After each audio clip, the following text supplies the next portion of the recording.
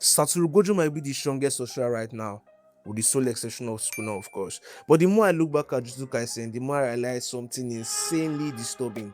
Bro, every time the one needed Gojo the most, he vanished. So today, we finna put that nigga on trial. Is Gojo actually a bomb? I'll let you decide that at the end of this video after I nail that nigga. Cause bro, I've seen the lights. Gojo is overrated. But that's just my opinion. But believe me, at the end of this video, you're definitely gonna see why too. We're gonna start off before the main storyline even began. Cause this nigga been a bomb from way back. JJK season 2, hidden inventory arc. So, we got a young Teen Gojo, still hyped up as the strongest sorcerer the world had ever seen. An arrogant little bra who never feels to trash talk. Gojo runs his mouth so much, got that main character energy, caused everyone weak from day one, until he got slammed by Toji. Now, a lot of y'all think Gojo won that altercation because he got revenge, blah blah blah. That's cap. Toji won, bro. I mean, he completed his mission. Toji's mission was to eliminate Riko Amanai, and he performed more than expected. My goats completed his core mission, slammed Gojo while doing that, picked up Geto and gave him some life advice, which led to the events of JJK 0, by the way. And mind you, Toji killing Riko Amanai was the catalyst for the calling game, because every 100 years, Tengen must merge with a compatible human in order to stop evolving beyond humanity. And the goat Toji off Amanai before this merger could happen, causing Tengen to keep evolving into a course which Kenjaku later exploited. So the calling game all points back to Riko. And guess who was her bodyguard? The so-called strongest sorcerer in history. Couldn't even protect one fucking person. So when I tell you Toji won that encounter, you fucking believe me, bro.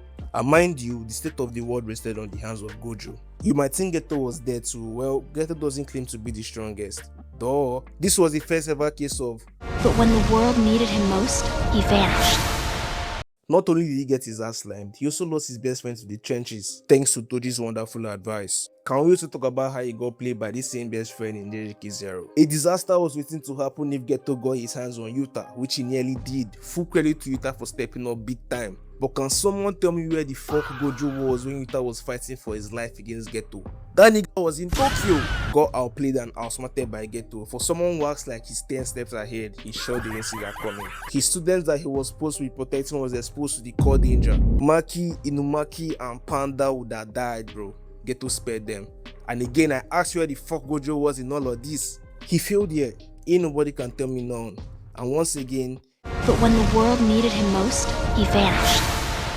Only this time, his ass got saved by Yuta. Now, let's head back to the main storyline after what happened with Toji and all. Gojo is now a full-grown adult who is a pussy, by the way. This nigga hit the inverted spear of heaven and other curses that could harm him. Come on, bro, you can't be doing that. Who the fuck does he think he is? The pinnacle? Those curses would have been useful for other sorcerers. I mean, when he got his ass sealed, if the inverted spear of heaven was available, it would have been hella easy to bust him out. But no, Bombastic Gojo was so scared that he could get killed again, so he hid everything. And this is some of y'all goats. Let's talk about his ceiling and how he walked into Kenjaku's trap with all confidence. Some of you may think it's not his fault. Bro, fuck that! He got outplayed, outsmarted, outclassed by Kenjaku. Mind you, the nigga was talking shit the whole arc. Got dopamine after sliming Hanami. Thought he was on top of the world and he was gonna sort everything out by himself. Why did you think he rushed into the barrier in Shibuya? It's cause he was so confident. And where did that get him? Getting his ass sealed at the end. And thus, letting Kenjaku do whatever he wanted with the world. Once again, but when the world needed him most, he vanished. And I tell you, this made a lot of people lose faith in him. For the first time, a lot of sorcerers started seeing him for the fraud that he is. They saw that they couldn't fully depend on Gojo no more. I mean, the calling game happened right after his sealing. Every sorcerer was left to fend for themselves, even his precious students. Yuji would have died, bro. Maki would have died, bro. But guess who saved the day again? Yuta freaking Okotsu. He spared Yuji and Yuji later came out clutch in the calling game. As for Maki, yeah, she could have really died. All thanks to her twin though. Safe to say Maki was saved by luck. Cause if Mai didn't visit the Zenin crew by the same time as Maki would have died. It's all thanks to luck and timing. By the way, can we talk about how much plot armor Maki has? But it's a story for another day. Maki nearly died twice, which was directly or indirectly the fault of Satoru Gojo's incompetence. Look, all I'm saying is, if you claim to be the strongest, you gotta fucking back it up, bro. You gotta fucking back it up. No excuses. No fucking excuses. Now, how many of you remember the famous quotes from Satoru Gojo? I would win. he said when Yuji asked him what happens if he fights Sukuna. How did that go?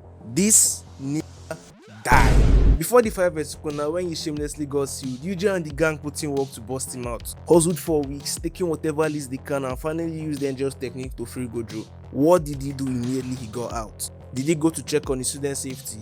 No. Did he go to thank whoever freed him? No. This nigga went immediately after Kenjaku.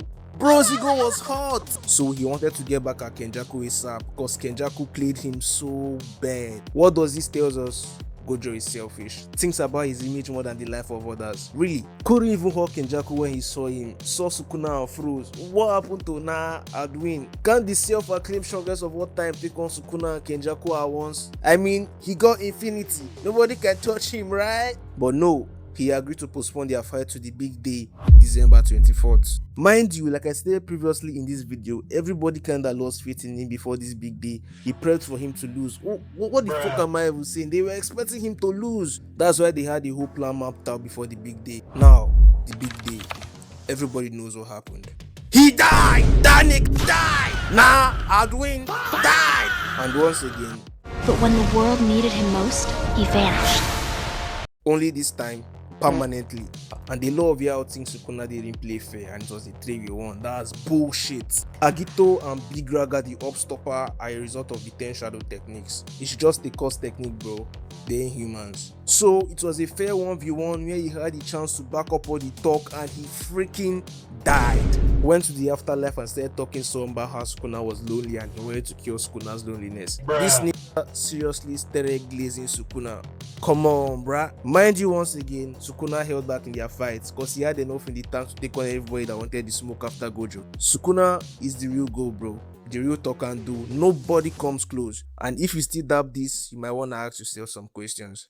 So, after everything we've gone through, let me ask you the same question I asked at the start of this video. Is the bisected one actually a bomb? Because if being a bomb means weak, hell no. Gojo is one of the strongest sorcerers to ever exist. I ain't doubting that. But if being a bomb means talking like you are untouchable, claiming you are the strongest, carrying the hopes of the entire Jujutsu world on your shoulders, and then disappearing every single time the world needed you the most, then yeah, I think Gojo is a bomb.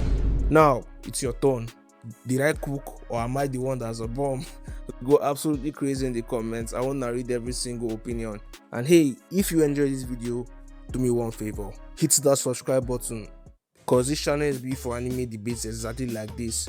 No boring recaps, no copy and paste takes, just me overthinking anime so you don't have to. So if that's your type of content, I'll see you in the next one. Peace.